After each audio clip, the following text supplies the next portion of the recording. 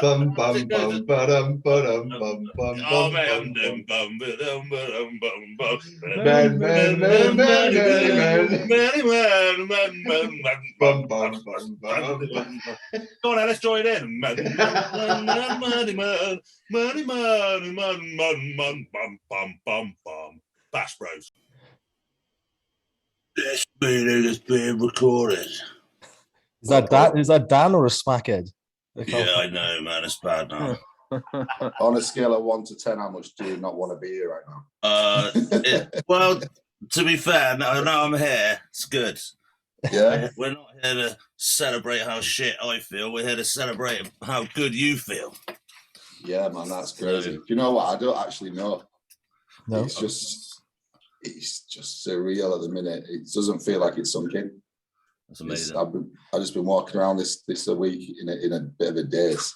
Have you been telling like people in shops? They're like, "That'll be $5.99, please." You don't have a fucking pro. But you know, yeah. Do you have any idea? I've got a camp that says IFBB Pro and I'll just walk around with that. Just get it tattooed on your forehead. Yeah. Put it on the back window of your car. Yeah, everywhere. Yeah, no, it's nice. It's something, you know, when you've worked for, well, you know yourselves, when you're working for something so long, and especially with the prep as well, it was a long old prep, and I didn't expect to go that deep into shows. And to be honest with you, I really didn't want to do Norway. Like, after the beat in Finland, that was hard for me to take because my body was like, it had been lean for so long that I was just exhausted. Yeah. Can I do another week of this again? Because we'd carved up quite heavily into that show. So there was a lot of shit to pull off within the next week to get ready for the next show. Yeah, 1 week apart. Yeah, I needed like a few hours on my own just to think about it. And I thought, you know what, it's 6 days or whatever. Let's get it done. Because that was going to be one of my questions to you was, if you didn't take that show, how many more do you think you could have strung together? Because your season, like you said, has been very long, isn't it? Yeah, I had Italy planned. I had planned to do Italy, but it was a case of see how I felt. Because at that point, even the last week of that show, my body was just telling me to fuck off. Like whatever we were doing, peaking or trying to manipulate certain things, you know, with the steps and trying to just reduce any inflammation and stuff, it just weren't liking it. And like say from the show in Finland, the morning of the weigh-in, I was 236 pounds, and then the morning of the show in Norway, I was 210. So over 7 days, I'd pulled 26 pounds off. Fuck. So that was just like, because my body was just not responding to anything, any food that we put in. Because my calories are stupid high all the time anyway, especially in off season. So I'm like a high calorie guy. So anything we were putting in was just disappearing. So we were trying to hold it like with some high fats and things like that. Kept protein nice and low so we could push carbs a little bit heavier. That seemed to work. As soon as we dropped the protein a little bit more to pretty much non-existent, that seemed to help a little bit so we could get a bit more fats in. But yeah, it was the two looks were dramatically different. And in Finland, I'd spilled over a touch, well, more than a touch. So before we get too deep into it, I'm going to do the introduction because otherwise it's hard to stitch that up when we've already asked you all the questions. Yeah. So welcome back to Bash Bros Podcast, episode 52. We're lucky enough to be joined by one of the UK's newest IFBB pros. Jimmy, I'm going to do the usual thing, pal. I'll share the screen. So for anyone who's not following Jimmy, head over, give him a follow. Obviously turned IFBB pro last week, so I'm pretty sure his stocks are on the rise. Head over, have a look. Obviously, classic. What is it? Classic physique. Yeah, That's what they call it. Yeah, I don't know what I'm not really. There's his ass. Lots of his ass. That was the picture on the bottom right when I remember just sending it to you, being like, "That's disgusting." I love it. It was. It's I love it. Walnuts. It's one of them where you don't expect yourself to look like that. Yeah. I mean, I felt like death. No one's supposed to look like that. Yeah, yeah. I was just like, I'll take that. No, because it's like everyone talks about the diet and I'm hungry, and it's actually nothing to do with being hungry. It's when your body fat's that low, your body just starts injecting hormones that make you an anxious fucking mess. like you feel like you need to do 1,000 things, but you need to actually just chill the fuck out. Well, because it's basically telling you you're about to die, isn't it? Yeah. Do something about it. Like Yeah. do something. Waking up that's what like it is. before your alarm, like ping, go and eat, and you're like, no, we're not eating. We're going to drink black coffee and go for a walk. That's what we're doing.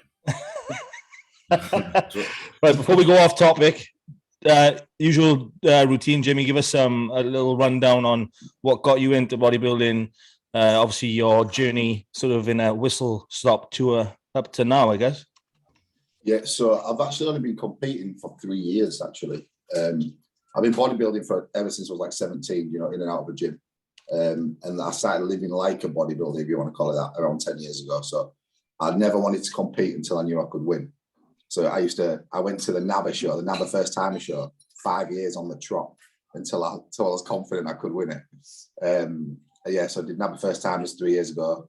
It won that. I did the British finals. It was maybe 4 years ago then. Dan, the year that you won the British NABA. 2018, yeah. Yeah, so before, so I did the British finals there, come second. And after that is when I hooked up with Cuba, did the Nathan Diasha Classic for Tubos for the first time, won the overall there. Went to the Big Man weekend. We were overshooting a little bit going for a pro card on my fourth show. It come second there, actually, which was a case of, actually, do you know what? We are actually too far off the standard. And then after that, last year, did the British finals. I come second there to Bob Waterhouse in the overall. Come second to Ryan in Ben Weeder in the overall. And this year, did the Body Bio, won the overall there. And the string of shows was Poland, I come second in the overall there. Finland, come second in the overall there. And finally nailed the pro card last week in Norway. But yeah, that's pretty much my journey in a nutshell. I'm a little bit annoyed that it's so short, this story. Yeah, well, that's what I thought. I was like, can I just I'm completely honest. There's only like 7 or 8. Let's have it in a nutshell. No, I can tell you in detail. Took me about 10 minutes in pro now. Yeah, do you know what? It sounds like a short space of time, but it actually, there's almost like a lifetime's worth of work gone into that. Like the last 3 years, as I've been like relentless consistency every single day, up until maybe one day this week, maybe Monday this week. I wouldn't ever say that I've had a day off being like a bodybuilder at all. Every single day is up. Every single day is clockwork. I haven't missed a meal in, X amount. Are you saying Dan needs to up his game? Possibly, just a little bit more consistency here or there, Dan. Yeah, fuck, mate. Nah. I'm always just off, just sniffing lines of Clarky Cat. Yeah. Just Well, at the getting same high off time, Smurf obviously, pistols. No, I don't miss a beat. I just you can't. Some people can, but they're already pro because they didn't have to think about it, and they're not asking anyone anyway because they've already just done it. The genetic freaks, they're not even like everyone else. They don't get it. Yeah, everyone else has to just you can't. Have you seen Nathan Diasha's prep? It's bonkers. Like literally, like cheat meal. I think he has more cheat meals than clean meals. Well, they asked him on the podcast. They said, "Oh, how many cheat meals you have?" And he went 2 or 3. And they said, "What, a week?" And he went, "No, a day." And when I saw his post, I thought he was taking piss. Yeah. I genuinely thought he was just joking, but he's carving up on a lamb boona. Did you see that? We had a curry the night before. Yeah. I don't know if I could do it. I mean, obviously, it wouldn't work for me, but when you haven't had to go to them lengths or the extent that we do, it's nothing new to you, is it? Really? Yeah. But they said that about Phil Heath. Like Phil Heath doesn't weigh anything. He just does it by eye, and then when he's dieting, he changes some beef to some chicken and still eats out at he swaps the white bread for brown bread. Yeah, like literally, So literally, isn't it? we won't worry about those two. But yeah, it's true. Like you wanted to hang on until you were there. So it's not just the short amount of time that you were competing. It's all the years of graft before that, living like a bodybuilder, as you say. Yeah, that's what it was like. Because until I actually got down to them levels of body fat, what I'd do every year is I'd watch the show, I'd get lean for the show, and then I'd go into an off season and come back, and every time, like the last 2 years, I thought, I could win that, because I didn't want to put myself through a prep to be stood, at the back of a stage watching everyone get a trophy. I just thought, if you're going to do a prep, you need to put everything into it, and it's hard. And I didn't want to leave anything to chance. Obviously, there's always a chance you're not going to win, but as long as I was going to be up there, that was a plan. And obviously, in my corner, I've had people like, I'm lucky enough to have people like Cuba, Jamie, and people like that from the offset as soon as I started competing. So it's not a case of like I was competing on the the lower ranks and just seeing where I was. I got elevated straight away by them guys. Just literally got fast tracked with the information and everything that I got from them, which I'm super grateful for, because I feel like if I was just messing about, in the local gym somewhere and doing stuff, it's just not the same. The difference is though, I think, Jim, is that they must have seen something in you that was worth that effort. That's the difference. They didn't, you know what I mean? They haven't put their arm around just some random guy who probably has mediocre genetics. They've seen someone with a bit of potential and gone, it's worth the time and effort, What had happened there actually was, when I did the British finals, one of Cuba's clients was competing in it, and I'd gone to train at one of the ultraflexes near Cuba, and he was in there actually, and he was about a week out before he won his pro card, and he actually stopped me in the gym. And you know what Cuba's like when he's in prep, he looked like he was going to kill someone, and I was like, fucking hell, what's this going on? And he was like, oh, you did the British finals? He said, at the time my off season was going really well. He said, oh mate, you look phenomenal, you look great, I can't believe the changes you make, keep going. And I was, really impressed and chuffed to bits that he'd stopped me in the gym a week out and said that to me. And I had a coach at the time, and I was doing a prep for the next show just after, and it was going horribly wrong. I just went really skinny, but I was still not in shape. And I thought, do you know what? I'll go and see Cuba actually, because he saw me in my off season, and I just want to ask him if I should look like this. I wasn't sure, and I thought, this guy's not really paying attention. He was coaching me at the time. Should I look like I don't train? Yeah, that's it. I was like, am I gonna morph and start growing in this prep? And I went to see Cuba, and he was like, yeah, come down, have a look. And he had a look at me, and his words actually were, "What's happened to you? Have you been ill?" He's like, "You've lost so much tissue." But from that point, he sort of took me under his wing. Then we finished the prep off. We actually won the overall. And then from that point, he obviously saw how well I was adhering to everything, and it was a case of just, you give this guy something to do and he just don't question it, he just does it. The most coachable person you could probably have. And he liked that. And that's where he saw I was training hard as well. So he asked if, I wanted to train with him. And then from that point, that's obviously where it escalated, and getting to train with people like Cuba, and obviously getting the plan from him, and me just being me. You say I do. Obviously that's a nice recipe for growth, really. Because I think actually when I was with Cuba, I was 180 pounds, and then the next time we competed, I was 230. So it was almost like a 50 pound. I wasn't quite in shape, but it would have come down to like 220. It'd have been probably like a 40 pound muscle gain, to be fair. Well, there must have been something holding you back, because that tissue probably did exist. But whatever you were doing into a show, you were fucking burning it all off. Yeah, being able to add some more and then actually hold it. A lot of people think like you do have to ride the knife edge, but if you go too far, then it's just as fucked as if you come in fat. Yeah, no, it was like in my off season, I could always look like a decent sized guy. But every time I dieted, it was like old school bodybuilding techniques: turkey, green beans, and almonds. Yeah.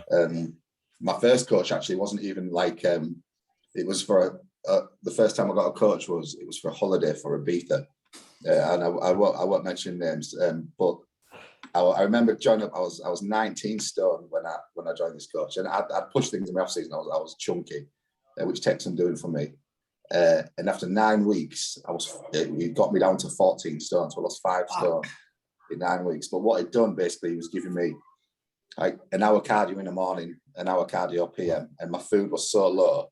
But obviously, me being me, like I don't have it. If the plan is there, I don't have it in me to deviate. I couldn't do it. I couldn't. If you told me to eat white dog shit, I'd go picking up white dog shit off the streets just to so I could. Are you sure he didn't send you a bikini diet or something? Honestly, like it probably was just copy and paste, wasn't it? coach. He's a very, very popular coach, this guy. But also you have conversations with these people when you do setup, and you're like, look, I'm a guy that needs to eat loads. Yeah. And then somehow and it happens, I think, sometimes with some popular coaches is they're so scared to fuck it up that they overdo it and then just turn people into Skeletor. You can imagine the transformation from a 19-stone guy to like a shredded 14-stone guy. But what happened off the back of that was basically I'd finished my diet. I hadn't had obviously a cheat meal or a fucking carb in all this time pretty much.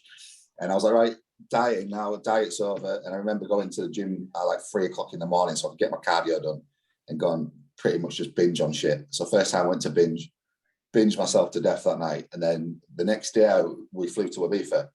I remember I got to Ibiza, I didn't feel great. I was like, everything felt really heavy. And I thought I was cramping in my biceps and my calves. And I thought, because I've had carbs, I had like 13 crispy creme and went out and had all this shit.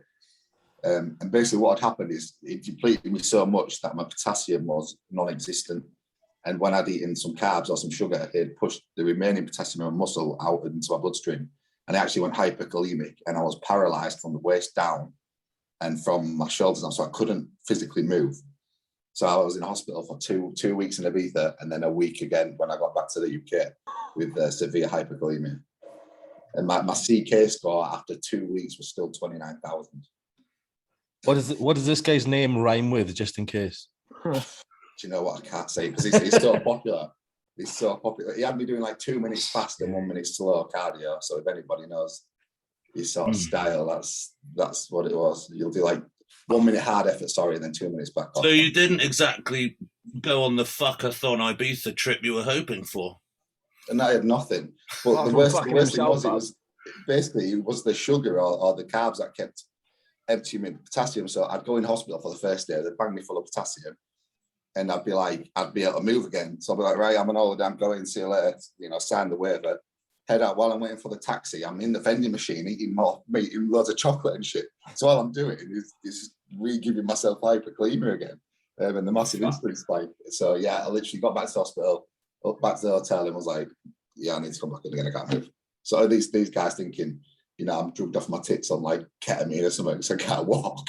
But yeah, that was the first time that happened. And pretty much now I still get it. It sort of almost triggered a bit of a condition. So if I finish a show and I went out and ate a reasonable amount of food or sugar, the next day I'd go hyperkalemic and not really be able to move too well. So it's a bit of a blessing in disguise, I suppose, but at the same time, no. I get away with one slice of carrot cake and that's it. Fuck. The problem is with me is I'm such a fat fucker. It'd be like a risk versus reward scenario, and I'm not sure the temporary paralysis would be a problem. Well, I mean, it does have to end if you're paralyzed, doesn't it? Because you can't actually. No, I'd have someone put it in for me. Oh, okay, yeah, you're gonna need a guy for that. Yeah, I've tried I've got potassium tablets, so if I have a good feed, like post you, I will bang some potassium tablets in. Yeah, but it's it happened after. I can't remember what show it was. It happened one time this year, not too bad, because like it's just like I couldn't really push myself off the bed too much, and I got in the bath to get my tan off, and I said to my missus, it was like, if I get in that bath, there's no way I can get out of it, so I can't push myself out of the bath. So in the end, we had to get suitcases in the bath once it had been emptied, and like I had to push myself up and another suitcase, so I could slide and sit on the top, and then flick my legs over. So it was quite bad, but it's. But it was all worth it. It was all worth the sugar. It was. It was all worth it because now you're a pro. Yeah, mental that. Yeah, but I've got a lot of tissue to add as a pro as well. That's the next thing. So what's the cap that you can go for now? 240. So I can actually be 30 pounds heavier, which is 30 kilos, which is a lot of tissue on my frame. Will I ever get 30 pounds on the frame? I don't know. But one way to find out. Exactly.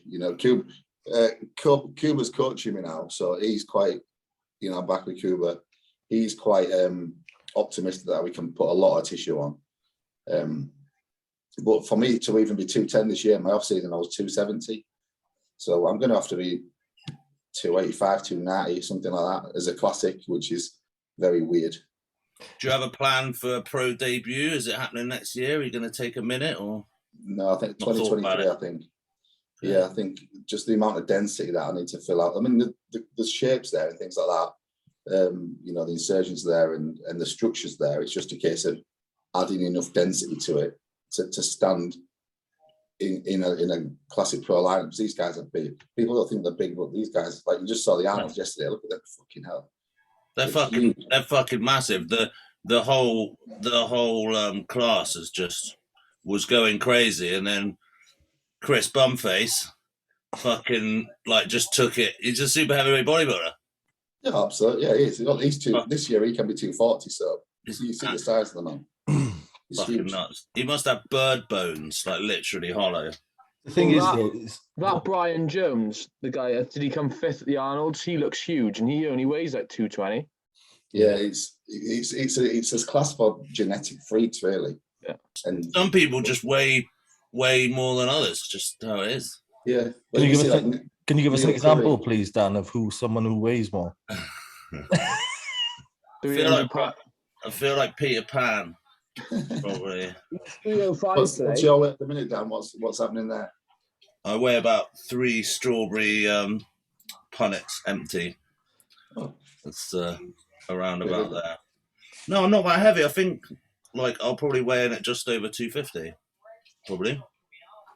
Right. When I saw you at Durham, I'm sure you were like 315. That's the risk. That's the risk I think you need to weigh up. Really, is that obviously Dan this year has pushed it hard, and I think he's come down. And this focus now is on making his midsection as tight as possible. But there's no way Dan's pulling vacuums now after consuming large quantities of food like that for so long. Yeah, and that's the risk that you would run then pushing it so hard. You know. Yeah, well, genetically, Matt, like this off season just gone. My calories at one point were 9,000 a day, and for the most part, it was about 8.3, 8.4 a day, and that was all clean food as well. It was made up a lot of like my diet was really rice, cream of rice, seafood, sunflower seeds, and fruit, nothing else. And that was when I was working with Jordan. Got up to 9,000 calories. I was at 9,000 like and 50 calories for like 4 weeks, and then I got COVID and tonsillitis and a throat infection, and then I had to go in hospital with that. But then when we came back down, I was like on 8.3 or 8.4, and I was still quite decent. Like my appetite was still good, my composition was still good, but it's that's almost like why I'm made for classic, because as I'm coming down, Q was saying, I think your waist is gone. I think your waist, you took it too far. But my hip structure is so small that it's, as much as I push food, it's almost like I can't distend my stomach. Because I have not tried in the past, but I've put a book in the past. Touch some wood, quick. Yeah, I'm on it. But, I mean, I've never been able to put a vacuum anyway. Yeah. Ever. So I don't know. But yeah, I thought I definitely like this push. I definitely wrecked it for life. But it came. It's gonna be in. But yeah, it's like I'm an off-season big eater. I have to, I guess. And although I'm not. I don't gain muscle easily, but it does get easier. I find like the window that you live in, you used to have to go really low and really high. It does kind of like come in a little bit. Like I'm not eating like nothing now. Obviously, I feel like I died in '95, but but like it's not that low. Certainly not what I've had to do in the past. But yeah, I've never been able to calorie wise now, roughly, because you won't know what you. Yeah, not that far. Like not 9, like 7.5, like max. Yeah, well, the reason mine went to 9 is because of the sunflower seeds. So these, I don't know, like Jordan, Jordan was implementing sunflower seeds into everyone's meals, and I was eating 9 times a day technically, and I had 60 grams of sunflower seeds in each time, which is you must have hated eating that. Yeah, so that's over 3,000 calories in sunflower seeds. Fuck. So out of whole foods, it was probably 6,000 calories, which is obviously why I can consume the amount of calories I did. And the rest was just them fucking sunflower seeds. You're not just shitting out sunflower seeds. Yeah, my shit just looks like a Snickers. It was like the fiber content, and I was saying like they're not doing anything because it's just in and out. And when you're eating that amount of food, especially with like cream of rice and fruit as well, I was eating nearly 2 kilos of fruit a day. It was just like. Does it count if I have the sunflower seeds on a burger bun? Yes. Yeah, I mean, this year, like obviously, I started doing my own sort of diet, and I've literally got about 12 packs of sunflower seeds in cupboard there, and I just binged them this morning, so I won't be eating them again. Absolutely not.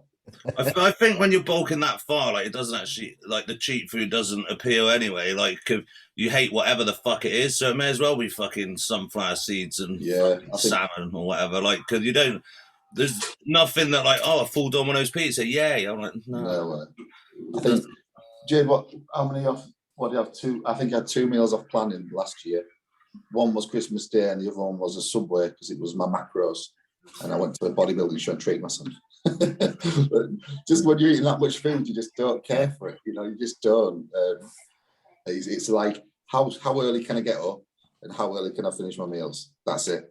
Jack, he's making you look sloppy, Jack. Yeah, Jack.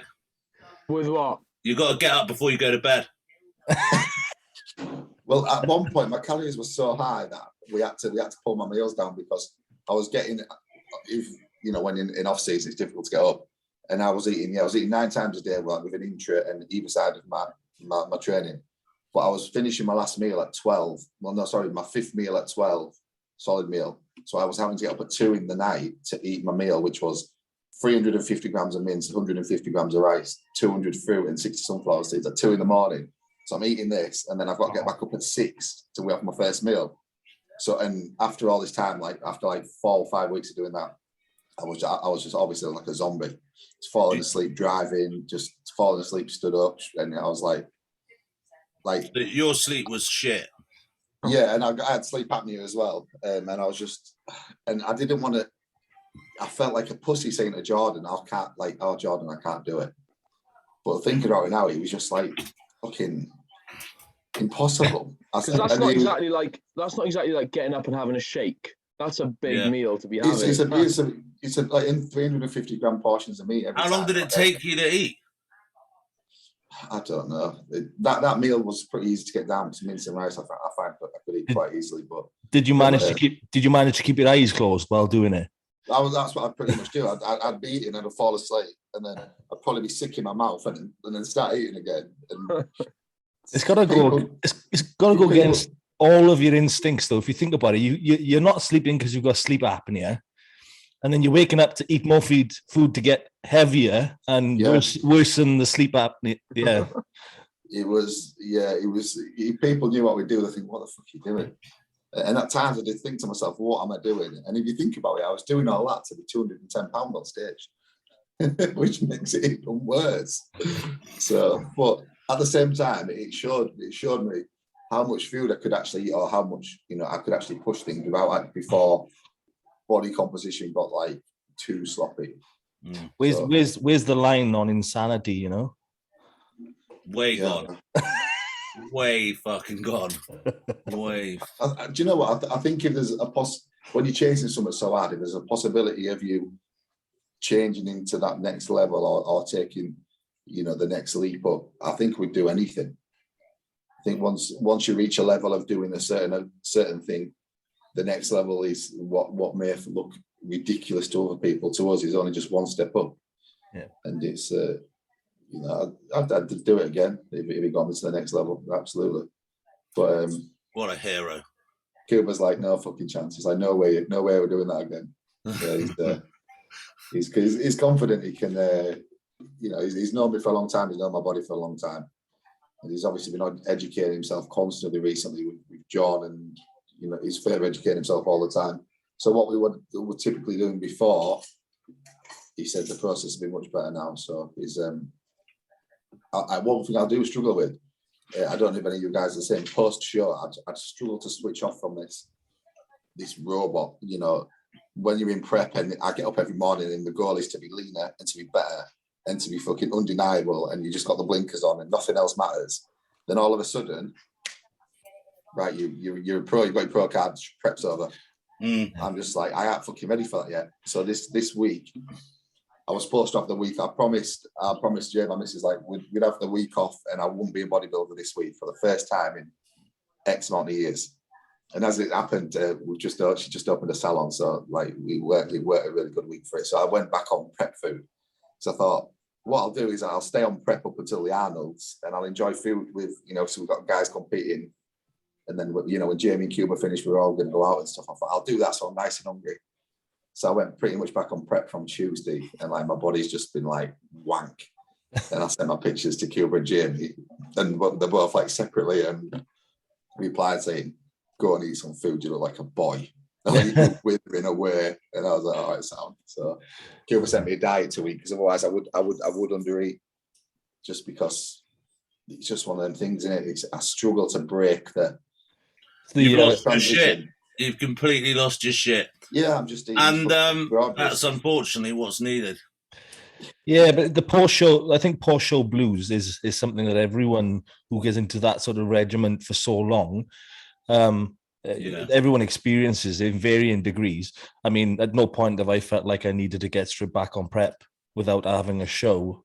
But I get it, just not to that degree. But there is a thing after thing. You're like, I'll usually get off and eat some shit, and then I will usually finish the week off with the prep food again, and kind of then try and slowly get back into looking like a potato.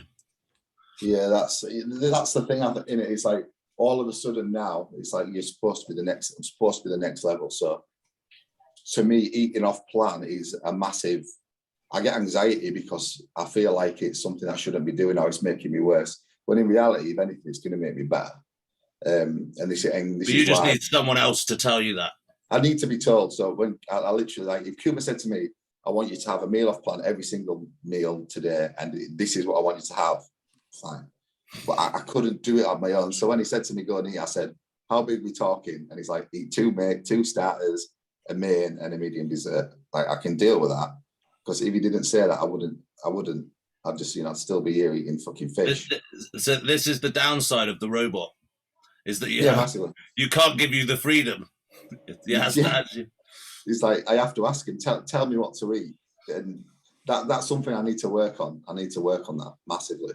Because by the time I'm in off season, I'm like, do you know what? Actually, I'm not as asked about maybe I don't know condition, or I'm in a good place where I know I'm not going to blow up if I eat something. My food's so high that I'm not interested in it. You don't want it. But at the end of the day, that sort of monotonous like robot has got you to where you are now, really. So I do believe, like, just simply the relentless consistency day in, day out, because I don't falter like anything, like nothing's weighed a gram over or a gram under. And people may think sometimes, that's a little bit too much. You need a little bit of life, but I much prefer just to go about my days like this, and just, in my opinion, in my eyes. So I'm 32 now, and let's say I can manage to compete till I'm 40. That's 8 years, and that's it. Job done. Like, I don't want to be sat in my armchair when I'm 70 thinking, I wonder if I just tried a little bit harder, if I could have got to that next level. I wonder if I'd have just done this. I wish I hadn't gone that 1 gram of rice over. Yeah, I wish I had gone that where 1 gram of gear over. But like, that's what I always say is, whatever the outcome, you need to be able to look at your whole prep and just go, that was as good as I could do it at that particular time. That's what it was. And if you look back and go, oh, I had this cheat and I went on holiday and I did this and I did that, then you don't really get any of the feedback that you need to get any better. My problem is on prep. Like, now I've written like 15,000 different training plans of things I need to go up and thought about everything. And like, when I come off, I'm going to do this. And then obviously you come off prep and I'm like, right, I want to, as soon as you get off, I've seen it now. So after I've done my show, I'll like see it and go, this is what I need to do. I want to get better now. But actually you need to chill the fuck out, because you're not going to do anything. Yeah, you need to rest. Yeah. Rest, recuperate. Like, you don't realise the stress that your body's been under. Number one, to get that lean. Number two, the duration that you've done it. and how fast you've done it as well. You know, if 16, 20 weeks to get your body from, you know, one side of off season to a prep is not a lot. Hormonally, you're smashed. Your CNS is fatigued to death. And one thing I did today was Cooper gave me a larger breakfast this morning. And usually when I have a breakfast, I'm switched on. But as soon as I'd eaten this morning, I wanted to go to sleep straight away. So my body's telling me, like, when I wake up in the morning, go and do your cardio, I'll have my small meal, and my body's like, it's almost telling me to keep going because you need to technically what the gather is. Yeah, go and hunt, go and get food. That's what I want. But once I've had the food, then it's telling me, you know, you need to start grazing now, pal. Chill out, no steps, nothing. And that's a good indicator of how tired your body is. As soon as that goes in and your body's telling you to stop, as soon as you've fed it, you know, that's your biofeedback that your body's giving you to say, just let me chill out a little bit, mate, please. So, please. Yeah, and then you're just like, no, it says I need X amount of steps. It doesn't look like you have. Shut the fuck I'm telling you, up. It doesn't look like you've done enough steps. Is that your alarm to eat sunflower seeds? No, it's to walnuts. You know, I've never had walnuts before, and that's the thing I'm into now. Walnuts. You're into walnuts. Is that why your glutes look like walnuts? Yeah. Yeah, I think that's what it was. I think if you are what you eat, aren't you? So Yeah, I look like a walnut. After this podcast, literally everyone in my gym is going to be eating walnuts. It's going to be like when Jordan Peters did a snatch group deadlift, and then everyone in the gym was doing it for about 6 months. Yeah, that's it. Well, whatever Jordan does, everyone does, don't they? Or no one should really do what Jordan does, to be fair. No, that's what people get wrong. They go, "Oh, Jordan does this, I must do it." No, you aren't Jordan Peters. You're not. You're not Jordan Peters. What was the other thing? I had loads of messages from my clients, like Hunter Labrada, posted that he eats like 5 protein shake meals a day. Blended chicken. Like, and then was like, can I have 5 protein shakes a day? And I was like, well, no. No. What happens is he says, I do 5 protein shakes a day. Here's a link to Labrada Nutrition. Like, come on. Whole food shakes. Yeah. Yeah. I had about 4 messages about that. And I was like, well, okay, here's one thing. It's a sponsored thing. And also, you'll just make yourself intolerant to it, and then you can't eat any of it. He'll be shitting like fuck. Yeah. And also have it for 2 weeks and then never have it again. Yeah, and also you're not Hunter Labrada, in case you hadn't realised. That's another thing well worth considering, I feel. Yeah, that's one thing. When you know, as a coach, and there's so much information now you can consume from left, right, and centre, and that's one thing that your clients will come and say, "Oh, well, so and so says I shouldn't be doing this, but you've given me this." But then so and so, you know, it's so confusing for people. And as a coach, you're just getting battered all the time by your clients saying. And sometimes it's like arguments, and it's like, no, you signed up to me, so you do what I fucking say. Yeah. That's like why. But I talk about this loads. People cherry pick all the stuff out.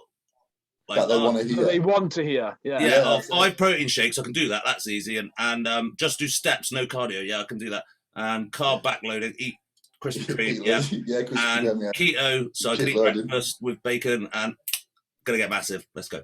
Yeah, that's very true. And HIIT training, but with no intensity, so just doing like 1 set, but just shit. Or just low volume training with no intensity, so you can go in and have a little lamb ball right in your leg. Yes. And then. Yeah. So talking about people talking shit, did anybody watch the live stream of the Arnold Classic? Does anybody think that Arnold should be kicked off the commentary? The motherfucker, he's so old. The stuff he's an old man, isn't he? Yeah, the stuff he was throwing shade on. He was like throwing shade on Ian Valier, telling him he had no tricep and calf, and that he shouldn't be showing people that pose. Such a bitchy comment, isn't it? He's got no calf. You should. Yeah, you shouldn't hit that pose. And then I think it was Cedric went. Yeah, they're asking him to do the compulsories. He was like, oh, okay. I didn't hear him any sound. Fuck your freedoms. The awkward part was he slagged off Steve Kuklo, and Steve Kuklo's wife is one of the commentators. Yeah, she was there. She was sat there next to him, just like, all right. What a legend! Just puts on a show and now just like slags everyone off. I think he's kind of lost it now, hasn't he? Really? Yeah, telling all the open class bodybuilders they should all be able to do a vacuum. Like, why? That's what classics. That's what classics for. That's why classics. Yeah, that's why. Yeah, that's you. That's you now, Arnold. Yeah. Nick looked fucking outrageous. Yeah. I didn't like. Obviously, he looks fantastic. I didn't expect him to look as good as he did in the lineup. Do you know? Obviously, you see how good he looks, but you think sometimes bodybuilders will stand next to other bodybuilders and they get lost or they're just not as impressive.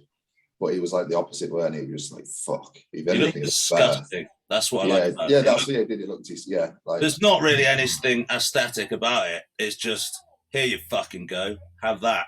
And I'm into that. What he's done well, though, is realised last year he would never have placed where he did. And he's essentially realised, well, I've got the mass. I'm going to stop banging that drum. I'm going to go down the refinement sort of route, come back just polished, sharper. I've got the tissue to hang. And that's what he did. He's changed his pose and he's changed his look. He looked more polished. He didn't look as blocky. And it just literally transformed the way he looked in that lineup. Whereas I think if he brought last year's look, he wouldn't have. It was the same year. It was the same fucking year. It was 20, wasn't it? It was 2021, both of them. The New York Pro and then this. No, he did his pro debut last year, wasn't he? It was his from last year. Like this year, he came back polished, didn't he? Yeah. Same competitive season, though, isn't it? It's the same season this year. But when he showed last year, that was when he couldn't pose very well. He's just a bit blown out, and then everyone said he's never going to be any good because his waist is always going to go too big. And he was almost like, I'll show you, And obviously he's mega regimented and he keeps things very tight. And it's so, as an individual, he has to, because you can just see how he could lose that so fast.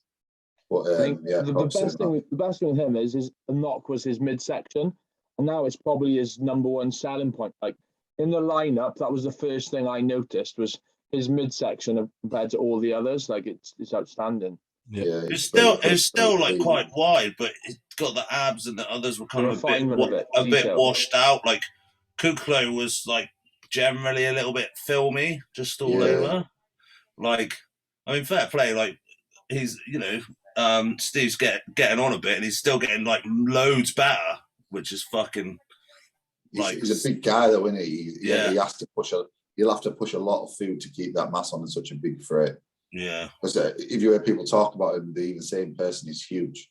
He's a huge guy in person. So, but he was a good lineup. He was impressive, really. To be fair, Nick was very impressive. And he's like 12 as well. So long. What do we think, like stocks wise? What does that do for his Olympia? Well, it puts him in probably the top 5 talk for sure. Definitely, I'd say. And then, do we know if Bonak's going to be there or not? I think he is going to be there, but is he? Does he have to qualify though? Who, Bonak? Yeah. No, he was top. Because he came second, like once. Is that a thing? Yeah, I actually don't know. I think it's top 5 automatically qualified, don't they? What, from the previous year? Yeah. Okay. Well, it must be because he wasn't top 5, and I'm sure he is qualified. Yeah. Yeah. Okay. He I mean, Bonak's just. Where do you put more mass? That's just outrageous. It's just, I don't know. He's got that fullness. Nick Walker will get to that stage as well, but it won't ever look like that. But I don't know. I still put Bonak. There's 2 completely different physiques. Yeah. Like I don't know. Bonak's like big, like football stapled to him, and Nick's like grainy mass, isn't he? Yeah, you can't compare him very easily at all. But like you said, Bonak's always going to be there, isn't he? It's almost like it's easy for him. I've seen loads of Big Ramy like comparisons, but they forget that Big Ramy's about 4 foot taller than him. So they've blown up like Nick to be the same height. I mean, like, look, it's the same size, and it's like that's not actually how physics works. But yeah, I think the leg size difference. I know Nick's leg from like the side, well, not even from the side, but people are blown away by Nick's legs. But in terms of mass compared to Ramy, at the Olympia, it'll show how they're literally twice the size. Yeah, they are. Yeah, I think when Ramy stands next to Nick, he's going to make Nick look just small, just even in width and everything. One of his quads is probably the size of Nick. Yeah, kind of stand next to each other, which is obviously going to. That's what I thought would maybe happen in this show. that Nick, as good as he is, he might just be washed out a little bit by some of the better guys. So obviously that's not the case. So it'll be really interesting to see. I think a good comparison will be Nick versus Hardy. I think they'll be similar looking. Yeah. That graininess as well, innit? Just that very, very similar size as well. Yeah. But Hardy's phenomenal. It's gonna be fucking nasty. Yeah. What do you think about Arnold's the next week? Like 5 days. Wow, UK Arnold's. It's Nathan's to lose, isn't it? Yeah, I can't see Nathan losing it. Yeah, his last update was pretty wild. So, I think I don't know, mind. Obviously, Samson, he's a dark horse. I mean, you look at the added tissue he's put on. Problem is with Samson is if he comes in condition is the difference. But if he's a big guy and he's got as good at genetics as Nathan, it's no reason why he can't. Whether he's done it just yet is a different story. Right, he lost his coach, RIP. Yeah, well, that's that as well. I was excited when Samson was with John because I think Samson, that's what he needed. He needed a firm hand to be like, well, this is the way to do it, and if you can do it. Rather than, I feel like in the past he's almost, not that people who are prepping him aren't good, but I feel like he hasn't had a firm hand to push him in the direction he needed to, because his genetics and his stock is incredible. He could be as good as he wants, as anybody. Well, but at the same time, he needed to be pushed in that direction, I think. And I thought. Do you remember we had him on and he was telling a story, and I don't know how you interpreted the story, but I interpreted it as he wakes up in the night hungry and eats shit in the fridge. I listened to that episode. I still remember because. Was that the gist of it? I mean, that's how. Basically, his missus has to hide the shit. Yeah. But then he was like, I just go to the garage when I'm asleep. Like, wasn't it on prep as well? Yeah. Hasn't Milos taken over his diet? Okay. Milos took over from John. I think it was like a week after or whatever, basically to resume. But I don't know how good that will be for. He brought Max Charles in very good condition, but the thing is, right? For his conditioning game. I've met Samson's missus a few times, and she's lovely, right?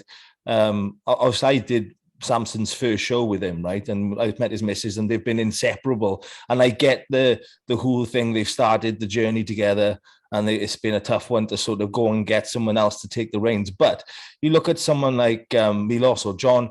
The number of high-level elite clients that they've got, the experience cases they've got, the sort of examples they've got to sort of pick on to see who responds best on what, gives them such a better position to know what's going to work for Samson, rather than one person who's only experienced, maybe a handful of people's bodies and how they react, etc. It just, makes total sense to go to someone who's worked with such a number of elite athletes, and I think it's going to make a big difference. Samson's definitely one to watch, and always has been. Always has been. I mean, what was it? The Spain show, I don't know what happened, but I know that he can do. But you could still see the huge amount of potential he has in that show. I was there. I competed in the amateur on that show before. I was there watching it, and there's Regan on the stage, there's Jamie, there's Cuba, and there's all these other great bodybuilders, but you can see talent in that package, and it was almost frustrating that he was a lot better than last time he came out, more conditioned, but at the same time there was still a lot of body fat to come off that frame, that physique, and if anything, even if he got smaller, it just made him look better and better, and he didn't have to try and hold that size or fullness because his shape is so good. So I just feel like because he got beaten by Hector, didn't he? Yeah, and that was a bit of a surprise because Hector's just got that silhouette that's just completely insane. And because Hector's a lot smaller than him, really. He is. Yeah. I wonder whether he got penalised that for everyone knowing that he should have been better. So that's the problem though. When people know how good you can be. If you come off from that, you are people are a bit of they're let down by it, aren't they? Yeah, it's frustrating. You don't want to go to a bodybuilding show and see a bodybuilder that you're excited to watch that technically looks like they haven't done the work required. Yeah, it looks like it's like Akeem on the weekend. If he'd come in diced, He'd have been playing with Nick for first. He didn't come in diced. I think probably his previous performances carried him to that 6th spot. To be fair, he wasn't sharp, and I think it'll be the same story for Samson. It's going to be one end of the scale or the other. Definitely. Who else is in the mix? Well, I'll tell you, watching Jamie Giant's stuff on Instagram, I went over and trained legs with him Tuesday, actually. Because he sends me his videos and stuff and his pictures, and I was looking and I said, I feel like your condition's a touch behind. And he says, when I'm sending the videos, I feel the same, but in person, I am a bit better. So when I went over to train legs, I had a look, and in person, honestly, like when you see his videos, he looks a little bit soft and he's a little bit far behind, a little bit blown out. But his condition was like 15 pounds off compared to what his video looked like. He's the best I've seen him. And him and Phil, because we Phil is now. The game plan is to come in the giant. It's not like let's try and play the shape game or the conditioned game. It's like we're playing the mass game and we're going to try and come in as big and as full as possible. And that is good you said that, because I did think usually Jamie looks sharper than this. Yeah, we said that on here last week. Yeah, right. Yeah, he was, and I was a little bit worried. I was like, man, I think what's going on here. But yeah, honest. And he sent me his pictures actually this morning, and it's the best set of pictures he's ever sent me, hands down, ever. Amazing. And I'm just like, very, very good. Once, because they're feeding quite high. Jamie needs a lot of food, so they're having 1,000 gram carb days pretty much every other day. It's making his midsection a little bit wide sometimes, but obviously when the shit drops off, which was like today, and it was, he'd done a couple of pro fat days or a pro fat day, the look is very good. Yeah. So that'll be interesting because it's so hard to judge. He's obviously not one of these guys that has, the genetics of the other guys, but how do you judge that next to somebody else? I know. I've always said that. How the fuck do you not just look at that and just go, the fuck? Yeah, that's because he's fucking he makes them look like children. Yeah. It's so big, and it's just like obviously a bit more density from the back and things like that, but he's so difficult to judge. Oh mate, well I'm glad to hear that, because I like Jamie, and I'm glad to hear that he's gonna. Because I was looking at the pictures like worried, but it doesn't matter. It's fucking on the day. Yeah, absolutely. On the fucking day, and it's in real life as well. We watch live streams of these shows and stuff like that, but being at the big shows and seeing it in real life is just a completely different. Never a comparison ever. Yeah, he's like the first 3 shows I did, I got told to come in. My first 2 shows were coming tighter from the back. Coming tighter from the back, but at the same time, on the day we got it wrong. So I would pulled carbs a little bit hard, and we depleted water a little bit much, and I just got that softness on the day. So you didn't have the walnuts on that day, did you? I actually didn't. It was almond butter. So that was maybe it. Shit. There you go. That saved me a fortune in traveling. Write that in your log. Yeah, walnut show day, just loads of fucking walnuts. But yeah, it doesn't matter what you look like before, because it's the day. It's always, and that's bodybuilding, isn't it? And that's And this show for me actually is because the first ones. Well, don't get me wrong, that I was thereabouts, but I always knew I could have been a little bit better. And I thought, I was turning up, and every morning, I don't know about you guys, but it's show day. You lay in bed and you wake up, and it's one of them where you've done this magical peak, or you've pulled this, or you've added this. And you wake up and you're about to look in the mirror and you think, am I a fucking magical unicorn? That's all of a sudden got my chest is rippling, my abs are tight, I'm dry as fuck. It very, very rarely happens. Or if it does, it's likely you've peaked way too early, and as the day goes on, you just get shit. So this one for me, it was like trying to alleviate that stress. It was like, I'm just going to turn up like it's a check-in. Nothing was pulled, nothing was added, everything was very moderate. Salt and water were the same. None of this fucking, I hadn't used a diuretic anyway, but there was nothing like vitamin C loading or anything like that. So you weren't measuring your piss? Weren't measuring my piss and then drinking half of it and stuff. It was all just the best bit. Get peeled, and then all we'll do is we'll add a few carbs in a couple of days before. The look was good, well up on the day, right? Very good. Let's just have a decent meal. And then I rocked up like that, very, very stress-free. I could pause, my midsection was tight, and that was a revelation for me because, and even with my athletes, I don't really peak and, so to speak, there's no, because it can go so wrong. So I was very moderate, just back off as the week goes on and do it like that. But and do you think that was your best look? Or are you filled with emotion? So you're not quite. You're kind of biased. On stage, I feel like my best look. That was my best look for like the condition and the fullness. I think Poland a few weeks prior, if we didn't pull things a little bit too hard on the water, I think that would have been my best look without a doubt. I think that was when my body was fresh. I was full still, everything was ticking along nicely. But from that point, it just, obviously once you've done, that was my second show. And then I did four shows in 5 weeks. Ooh. Every single time, it's like, it's difficult. It just got worse and worse. Kind of couldn't really peak again, could you? No, I couldn't. You wouldn't have cleared the last time. No, well, that's what we did from last time, but that's why I took all the weight off. And I literally said to myself that if Norway wasn't the one and I had to go to Italy, I would have literally just done a meal loss protocol. I'd have just gone like 4 or 5 days with no food and just depleted myself to death again, and just like gone balls out and tried to calm myself up to death. That's quite funny that you say that, because the first ever show I did in 2009 as a junior, right? I remember Mark Robinson from Cardiff Sports Nutrition was my coach at the time, and he brought me in and carved me up hard. And the NABA British was like 2 weeks later. He said to me, John, things for my wedding have sort of taken over. He said, I'm not going to have the time to give you.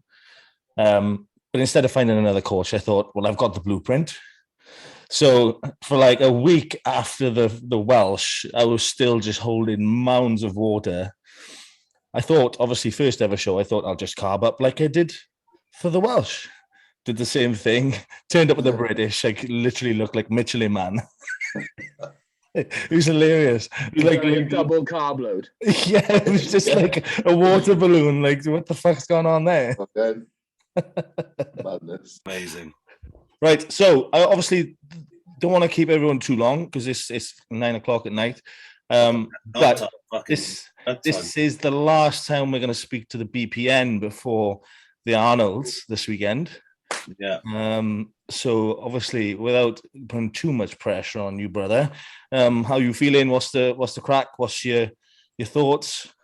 Yeah, I feel like shit is definitely like in. There's nothing left to come off. I've just got to eat in. I've got nothing left. I don't know. Ant's words. He just said, no, it's done. So I'm just waiting just for the time frame of like today and tomorrow, and then I'll probably start like eating some food and looking less like I died 10 years ago. And yeah, I don't know. Just don't count me out yet. In fact, do count me out.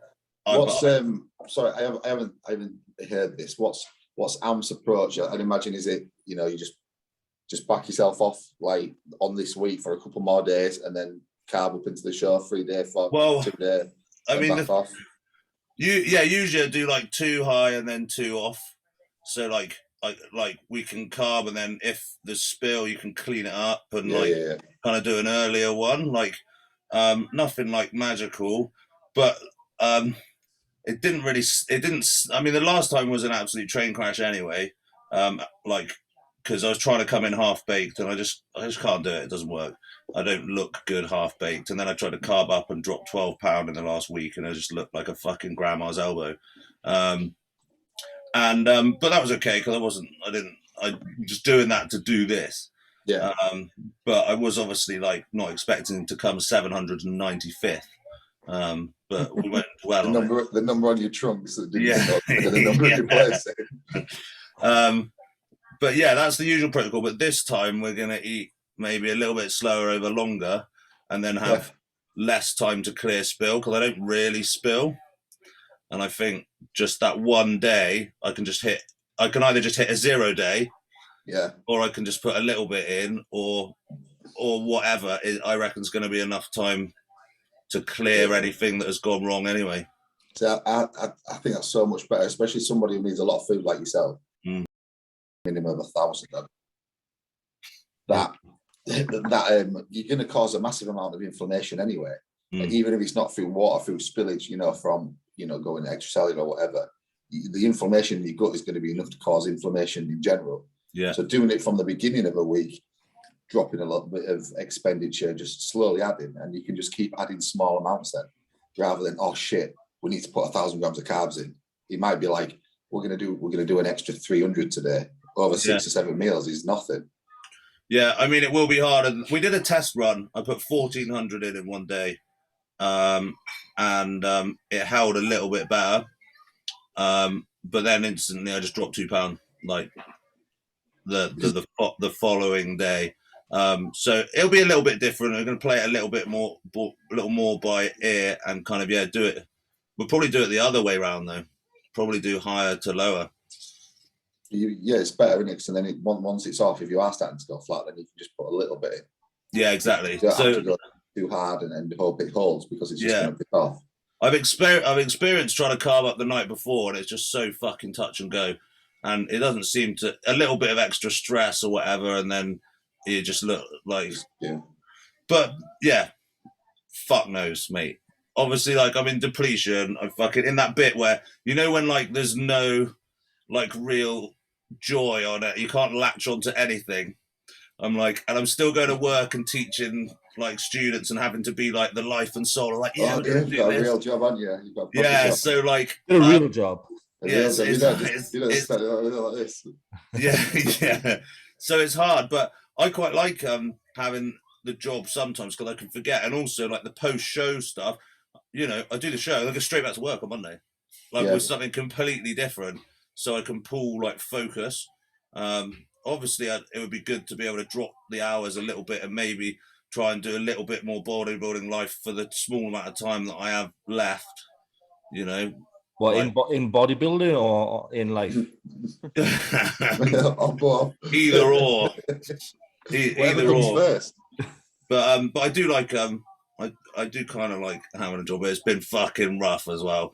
And they're all new students for the year, so I don't really know them, and everyone just know you as Crackhead Dan, basically. Yeah, they're going to be surprised when I turn up as a fucking melon after Christmas. The thing is, because what happened was Dan recently got re-employed by the company that took over, and he's changed his name to Gary, so that none of them can Google or YouTube. Yeah, so they don't know that he is who he is. Yeah, they don't know. They just think I'm fat and jolly.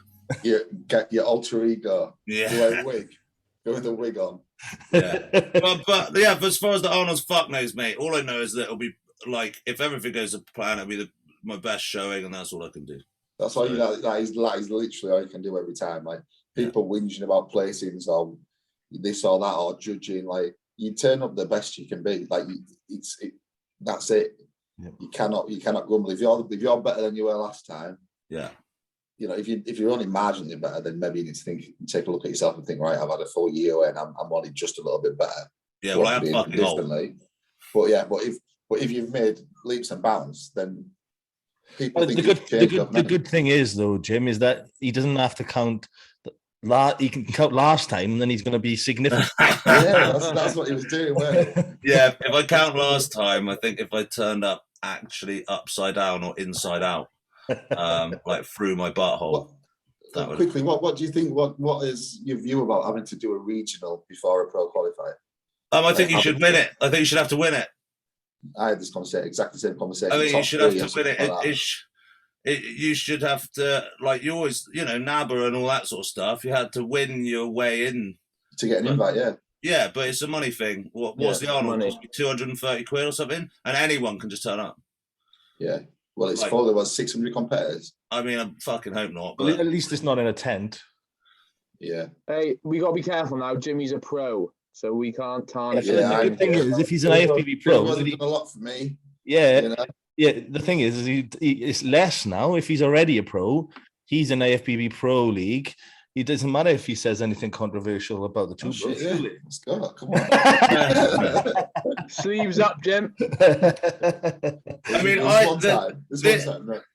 this is like, obviously I have to suck them all off and whatever, but Graftism was like actually really well run. Like, was actually like on the dot. So I mean, I've Yeah, got because there was a lot of competitors there. yeah, like when I went to Amsterdam, I queued to register for literally 4.5 hours the day before. Just stood up. I almost just was like, "Oh fuck it, it's going." Yeah, Like, that was a Spain show last year. oh like man, 3 hours in a queue, no water, just like oh fuck. the whole prep was like, well, I fucking ruined it now anyway. Cause yeah. People in the queue like, "Has anyone got any rice cakes?" Some water. Yeah, but the shows this year, that all the shows I've been to, have been really well, incredibly round. To be fair, the Portland show was very good, very very good. And I feel like bodybuilding is in general is getting a little bit better at the whole timing thing. It's probably not very good, but it's still what we're used to. well, at least the bodybuilders are on first. Yeah, I'm well up for that. But the pros on the night are on late. Well, yeah. But the obviously the amount of money for the competition is mad. But that's been happening. NPC in the US it's been like that for years. It's been like that for fucking years. That sort of money. It's a business at the end of the day. However, when you're paying X amount, you know, say quite a large sum of money to enter a show, you do expect a service back as an athlete. You know, so as a business, if you think about the profit margins, it's obscene. Like £150, you've got people doing multiple categories. I kind of worked it out in our WhatsApp group the other day. It was something stupid, like the money they're creaming off each of these shows, especially that one recently, that Charles Clermont Classic or whatever it was. It was in a tent, like in a field somewhere. People complained that they didn't have anywhere to change. There was no light in there. Like some of the shows they've done have been good. It was lighting, but it was the sun. The sun. But it's mental when you think about it. Like I'm going to set up a gazebo in my garden and call it the JR Classic. I'm doing that show. I'll do it. 150 quid. And what I'll do is I'll give you all like a little like sword so that you feel like, you know, worth it. Your sword? I still think you should win a place at the national shows. I think you should have to win it. To do a pro qualifier, yeah. I think you should have to win your space there. It would also make the regionals better because people will go and watch the regionals and see people actually battling. Actually trying, yeah, because the likelihood is you're doing a regional near the end of your prep when you're ready for your pro qualifier, so you're just turning up 90% at best. Yeah. And like for the body bio that we did, there was no peak for that. We just turned up on the day. Because you can't peak and then try and bring your best look a week later. It would make you know, this isn't a spectator sport or whatever, but that's not helping it, is it? Shows coming. I mean, I did it. I fucking thought, oh, grafters, I might have to do it. I'll just fucking walk in and look shit and that's it. Like, but that doesn't make a good show, does it? Like, more fool me, really. Like, but if we're gonna like generate more like enthusiasm from a spectator perspective, then people should be having battles. Yeah, no, I agree. I do. The thing is, with the shows, they have to pay sanction fees to the IFBB, don't they? Yeah, of course. Yeah, so if you're gonna the sanction fee for like an amateur Olympia or an Arnold is completely insane. Oh, it's like 70 grand. Yeah. So they have to pay the IFBB. I think it's 60. I think for the Arnolds, it was like £70,000 just to hold the event, and that's before anything's paid for, the venue, anything. And just like if you're going to give out one pro card, I think it's 25,000, 30,000, something like that. Really, it's a lot of money, but obviously the profit margins are huge. So into that, it's still a big risk, a risk reward. Like, you know, I do get it. Like, and the reason everyone wanted to do what's now the Arnold's is because it was originally going to be an amateur Olympia. That was my show planned for the year. That's when I was going to compete for the first time. And then there was going to be pro cards in each division and so like and then I mean that's why it's so stacked now. I imagine is because everyone went, okay, we'll do that then. Yeah, and I think that's why they chose it to be the Arnold's, that particular show, because everyone's going to want to do the AOR. Though it's like, so there's more pro cards available if you're chasing a pro card or whatever. Yeah, everyone's molded their off season and the prep start date and pretty much their life, whatever's going on in their life, to start prep at X amount of day to do X show.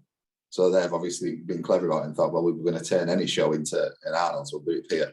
But obviously, it's not ideal with where the actual Olympia is, and obviously Arnold's this weekend. So in terms of pro status for a pro, it's not ideal. But yeah, in terms of, but it's still an Olympia invite, isn't it? Yeah. What about Darren? Darren getting the Olympia, the classic. Oh, yeah. Darren Farrell. What a man! Awesome. Legend. Didn't even know that show was happening, though. To be fair. No. I'm going to piss myself. I'm going to have to add. Right. No. Should we? We can Should we back call that it a out. day? I can hold it for 5. I can hold it for 5 top tips, but maybe we could just do 2. I need to go and eat some walnuts now because you've Yeah, So there's your first tip. That's one tip. that's one If you- tip. If you want shredded glutes, eat walnuts. Yeah, If you want to shit a lot, eat some flax seeds. good. So just poo-based ones. That's okay. Yeah, pretty much. That's Yeah. pretty much all I've got left because I'm not a bodybuilder this week, so I can't do anything. Good styles. Uh, All right. Well, I'm happy with that. Yeah. I'm Right. happy with that. Jimmy, I'll give you I'll drop you a message about the tanning situation.